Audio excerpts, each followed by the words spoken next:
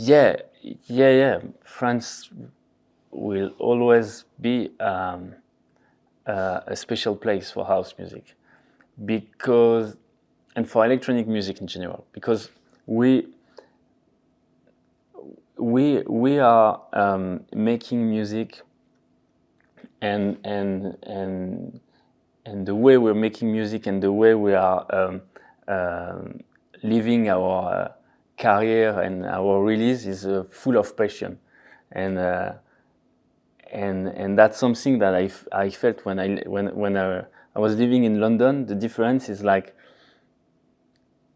in France, it's always a bit.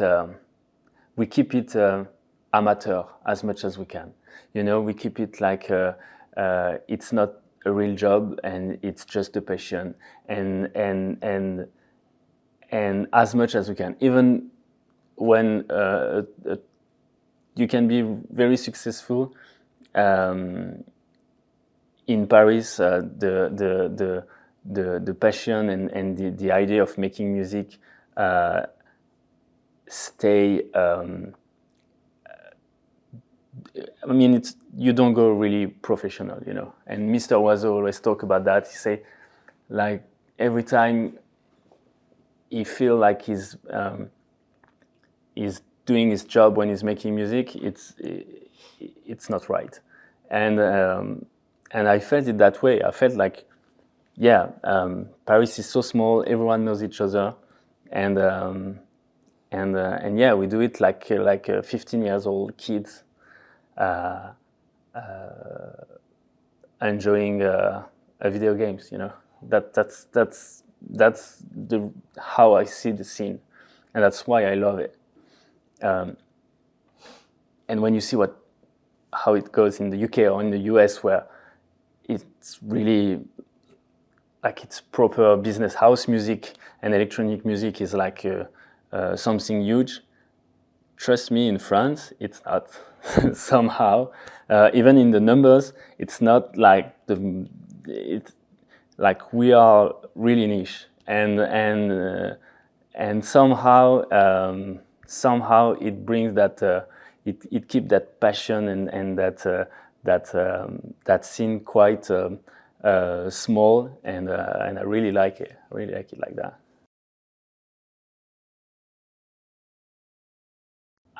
I really don't have any recipe for making a remix. What I know is that, for example, in the live set, I only play one remix I did, and it's the remix I did for Mark Ronson and Miley Cyrus, because I feel like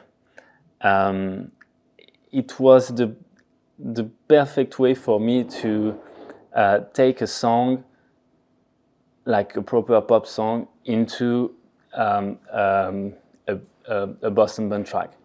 And so I export the stems, I replayed it, I played it live, and so I can process it now and I can understand what happened.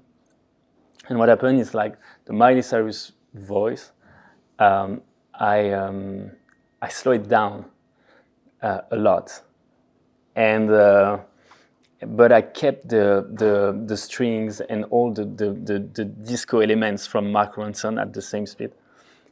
So it brings something that I realized that it's most of the time in all my production, but with the Miley Cyrus vocals and the Mark Ronson production. So it makes something really special that I really, really like. I would say most of the time for the remixes, just keep the vocals. I will keep the vocals and bring the vocals somewhere else. The problem is, like, of course, most of the time for labels or artists, they don't really like that, and that makes sense. Of course, I wouldn't really enjoy it. But for the Miley Cyrus track, somehow it worked, and thank you, Mark, for that. But I was pretty sure they will never have kept the song as it is, because the Miley vocals is so different.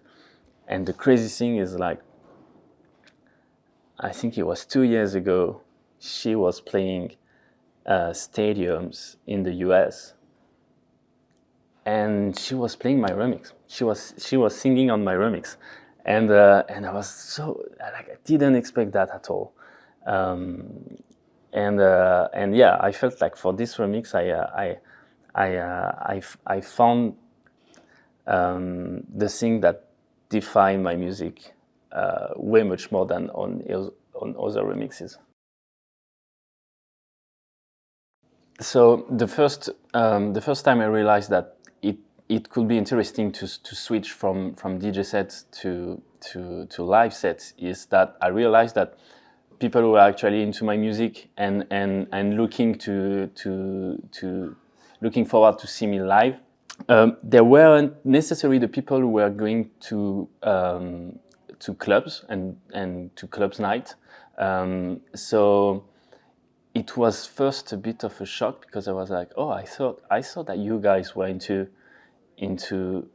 clubs and into club music, but actually not. So and I totally understand that. I totally understand that you can enjoy an artist, you can enjoy some tracks or anything, but you don't necessarily want to go out until 5 a.m. in the morning, and so that was the first time I realized that maybe it could be interesting to propose a different way to experience my music, a different way for people to discover me and to experience my music, and live sets made sense. And also at this time, I was working on the album, and I realized quite soon that the music I was making wasn't necessarily made for the club this time, and to offer it in a new way, to experience it to the people, live sets make totally sense. It doesn't mean that I'm not gonna do DJ sets anymore, not at all. I love the fact that it's two different ways to experience music in general, and two different ways to experience electronic music. And yeah, I love both. I don't think there is one better than the other. But I feel like it's great to let people listen to an artist and the vision and the music an artist can offer in a live version. So on stage, first I'm not alone. I'm with Matteo, who's also a music producer and a musician, who's coming with me on tour. What we did is we try to split the stems as much as we can. So there is a node that is mainly doing all the pianos, the Rhodes, and the Verli. There is different sound that we can do with the node, which is a bit generic, but we found a way to include it in the setup that doesn't make it sound generic. Then we have SH01, that is the small version of the Roland synthesizer that is quite handy to take on tour, with few pedal effects on it that gonna make all the leads, and a few effects as well, especially in the build-up or stuff like that. We use it a lot. There is a TR-8S that I use in the studio a lot. Most of the time I love to start something from scratch with the TR, finding a groove and then writing over it. So that's why I decided to take it to the live show. I don't play the kicks or the percussion with that. The TR is more like a way to use it to keep that studio feeling that I have when I'm in the studio. So it's mainly the claps, some rim shots, classic 808 sound most of the time, or 909, like a hi-hat. Sometimes I feel in the live that when the song when the chorus is coming, it needs to lift up a bit more for some reason. Like I've always have a 909 hi-hat ready for that, and yeah, some percussion, but not that much, and not the kicks. The kicks and the main stems are in the laptop, and I launch them with a launch control that I have on my side, with few effects like beat repeat, some delay, some reverb. Some tracks have filters as well. And in front of me, I have a Rev 2. I found in the Rev 2 the possibility to have to cover almost all the sound I use usually with plugins or with my OB6 as well.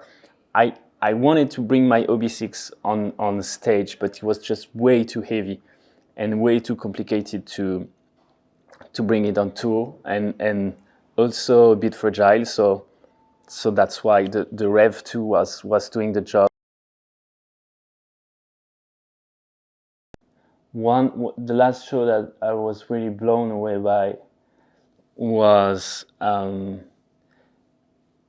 Soulwax brothers doing a show in Paris with the 3 drums and them in the middle. And I don't know, the stage was really crazy and really complicated.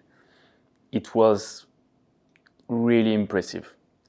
Really impressive in a way that I couldn't really figure myself doing something like that, because it was only them can do that. My studio setup has changed this week. It's funny that you asked me this question, because I moved the things around a bit.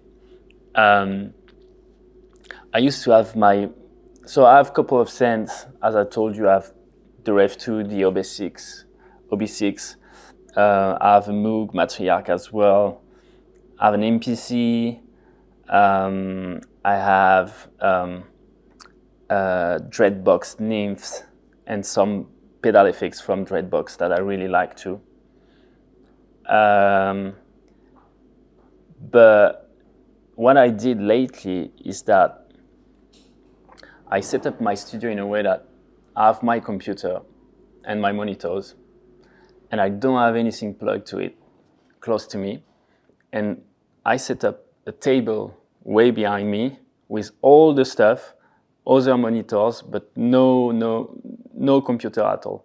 So sometimes I'm just gonna launch a loop with a MIDI clip playing, sending to a synth, and everything is plugged, and I start to play with everything and record everything without watching my my screen and my laptop at all. And I did that because I realized that I was switching from someday I will make tracks only in my computer, and someday I will make it only with my gear. And but everything was all plugged together, and I felt it very funny to set up the room as I was creating, and so far it's a new way for me to work, but I really like it. I'm working on Ableton. Why, I don't know. I think because it's just like when I started to make music production, it made sense that I do it with Ableton.